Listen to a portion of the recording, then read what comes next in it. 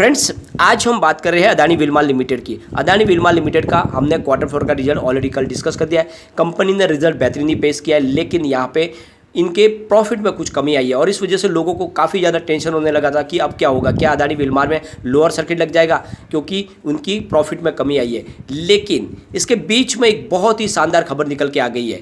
यहाँ पे Adani Wilmer limited ने कोहिनूर रेस ब्रांड को खरीद लिया है। ये एक बहुत ही पॉपुलर ब्रांड है और अगर ये अब अदानी विल्मर का हिस्सा बन जाएगी तो अदानी विल्मर का मार्केट शेयर और तेज़ी से बढ़ेगा और यहाँ पे अब शेयर की प्राइस को कोई भी रोक नहीं पाएगा। तो बहुत ही शानदार खबर निकल के आ गई है इस क्वार्टर फोर के रिजल्ट के बाद में। एक और बहुत बड़ा अचीवमेंट किया है, पूरे एफएमसीजी सेक्टर में नंबर 1 बन चुकी है अदानी विल्मर लिमिटेड। और ये कैसे कमाल हुआ इसको भी आगे डिस्कस करेंगे।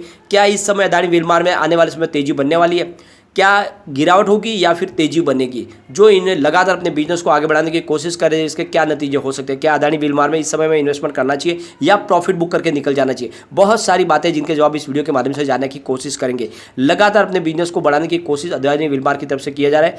सीईओ की तरफ से एक बड़ा बयान है, उसको भी डिस्कस करेंगे। लेकिन फ्रेंड, उससे पहले अगर आप पहली बार हमारे चैनल पर आए तो चैनल को सब्सक्राइब कर दीजिए, एक बेल आइकन दबा दीजिए ताकि जब भी नया वीडियो बने पहला नोटिफिकेशन आपको मिले। वीडियो पसंद आए तो लाइक शेयर जरूर कीजिए। चलो फ्रेंड, वीडियो स्टार्ट करते हैं। मैं हूं आपका दोस्त एस.बी. दवे और हमारे अपने चैनल ऑनलाइन कमाई में आपका बहुत बहुत स्वागत है। अगर कारोबार की बात करें कल के, तो स्टॉक ओपन हुआ था 748 पर और इसकी हाई बनी थी 783 की, लो है 758 का और अंत में 751 पर क्लोजिंग थी, जहाँ पे 3.70% की बड़ी गिरावट थी। और इस गिरावट के पीछे वजह थी प्रॉफिट बुकिंग। काफ़ी दिन से स्टॉक लगातार दौड़ रहा था और प्रॉफिट बुकिंग लाजमी है। मैंने भी आपको कहा था कि प्रॉफिट बुक कर लेनी चाहिए। जो भी शॉर्ट टर्म इन्वेस्टर है उनको मौका है कि प्रॉफिट बुक कर ले, अभी भी मौका है। काफ़ी अच्छी तेजी बन चुकी है, लॉन्ग टर्म इन्वेस्टर बने रहे, काफ़ी पॉजिटिव बातें निकल के आ रही है। इसकी परफॉर्मेंस देखें तो 227 52 वीक का लो है। जब IPO आया था तब ये प्राइस देखने को मिली थी। उसके बाद में इसने 878 का 52 वीक का इसका हाई बनाया, यानी अपने ऊपरी लेवल से काफ़ी ज़्यादा स्टॉक तो करेक्ट हो चुका है, लेकिन फिर भी अभी भी थोड़ी सी पॉजिटिव संभावना की जगह पे गिरावट की संभावना दिख रही है। यहाँ पे अगर देखोगे तो अदानी विल्मर लिमिटेड ने एक माइलस्टोन अचीवमेंट किया है। अदानी विल्मर लिमिटेड ने कोहिनूर ब्रांड्स को खरीद लिया है। कोहिनूर चावल के मार्केट में तीसरे नंबर का सबसे पॉपुलर ब्रांड्स है और इसकी वजह से इनका जो राइस ब्रांड का मार्केट है उसमें इनकी पकड़ मजबूत हो जाएगी और पूरे इंडिया के अंदर तीसरे नंबर की कंपनी बन जाएगी। ऑलरेडी एडिबल ऑयल सेक्टर में तो कंपनी पहले से नंबर 1 है और यहाँ पे इन्होंने लगातार अपने कारोबार को आगे बढ़ाने की पूरी कोशिश जारी रखी हुई है। तो अदानी विल्मर ने कोहिनूर को मैक्रोमिक स्विट्जरलैंड से खरीदा है। इस डील में प्रीमियम बासमती चावल के अलावा चार मीनार, ट्रॉफी जैसे और भी ब्रांड है और जिसकी वैल्यूशन करीब 115 करोड़ रुपीज के आसपास है। इसकी जानकारी अदानी विल्मर ने शेयर बाजार को दे दी है। हालांकि अभी डील कितने में हुई इसका खुलासा कंपनी की तरफ से नहीं किया गया है और साहब आप देखोगे तो आने वाले समय में इसका असर देखने को मिलेगा। अब यहाँ पे सबसे बड़ी बात यह है कि गौतम अदानी की कंपनी FMCG सेक्टर में अपने कारोबार को और तेज़ी से बढ़ाना चाहती है और बहुत सारे प्रोडक्ट ऐड करना चाहती है। विल्मर पहले से ऑलरेडी एडिबल ऑयल मार्केट में सबसे मजबूत है ही। इनके पास रिफाइनरी है, इनका मार्केट भी है और ये इंपोर्ट भी करते हैं रिफाइंड ऑयल का। लेकिन अब वो कोहिनूर ब्रांड के माध्यम से इंडिया की तीसरी सबसे बड़ी कंपनी बन जाएगी राइस ब्रांड के मार्केट में। और इनके पास जो ये तीनों जो ब्रांड है इनमें पहले से ही 300 करोड़ रुपये का कारोबार हो रहा है, तो कंपनी का कारोबार और बढ़ेगा। यहाँ पे फ्रेंड्स सबसे बड़ी बात निकल के आ रही है कि अभी जो इनके जो CEO है MD अगनसू मलिक, उनका कहना है कि अदानी विल्मर को कोहिनूर ब्रांड का फॉर्च्यून परिवार में स्वागत करते हुए हमें खुशी हो रही है।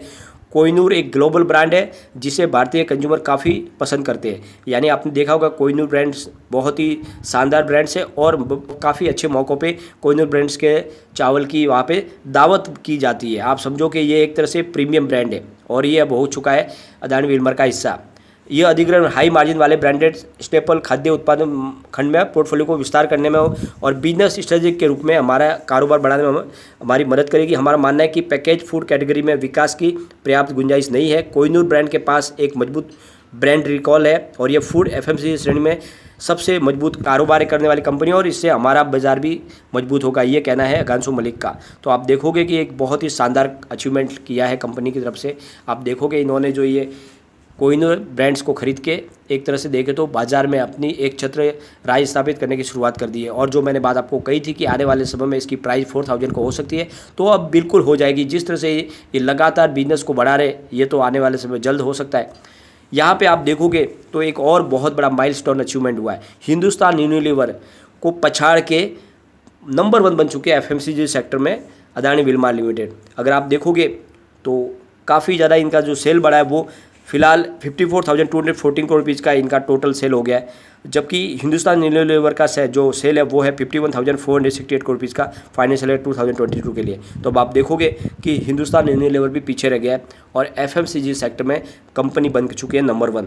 तो ऐसे में आप देख लो कि इनका कारोबार तो और प्रगति करेगा। यहाँ पे आप सबसे बड़ी बात देखोगे कि इस बार जो इन्होंने अपना रेवेन्यू बताया उसमें 46.2% की जंप बताई है, और इसी वजह से ईयर ऑन ईयर बेसिस पे जो इनका पिछली बार जो रेवेन्यू था वो 37,090 करोड़ रुपये था, और इसकी वजह से ये सेकंड नंबर पे थे, हिंदुस्तान यूनिलीवर से पीछे थे और आईटीसी से आगे थे। लेकिन इस बार जब इनके रेवेन्यू में 46% का जबरदस्त जंप लगा है तो इनका रेवेन्यू बढ़कर 54,214 करोड़ रुपये पर पहुँच और कंपनी नंबर 1 बन चुकी है। तो आप देखोगे ये कंपनी का कारोबार तेज़ी से बढ़ रहा है, भले ही इनके प्रॉफिट में कमी आई लेकिन इनका कारोबार अब गति प्रदान हो चुकी है और ये स्टॉक आगे बढ़ेगा ही बढ़ेगा। तो इसमें डरने वाली बात नहीं है, इसमें आपको निवेश बनाए रखना है, भले ही इनके प्रॉफिट में कमी आई है।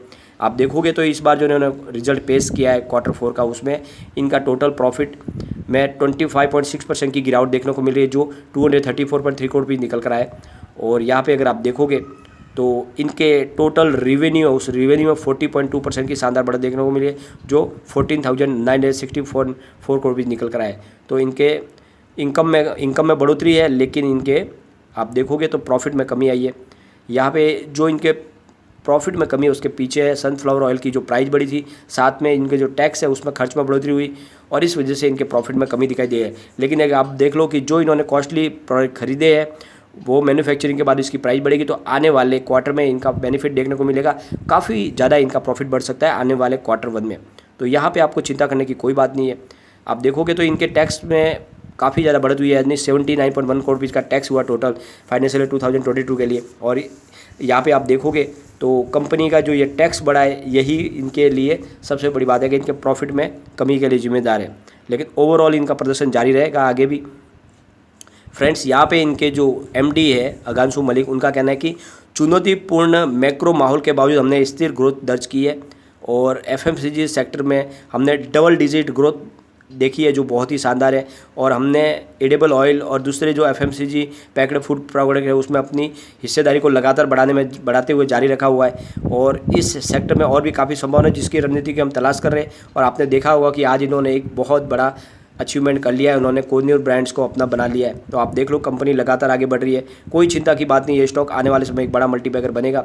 और भले ही आने वाले समय में कुछ इफेक्ट देखने को मिला, जिस तरह से यहाँ पे आपने बैन लग चुका है पाम ऑयल के ऊपर इंडोनेशिया की तरफ से, तो कुछ असर देखने को मिलेगा, लेकिन ओवरऑल इनके कारोबार में तो वृद्धि होती रहेगी।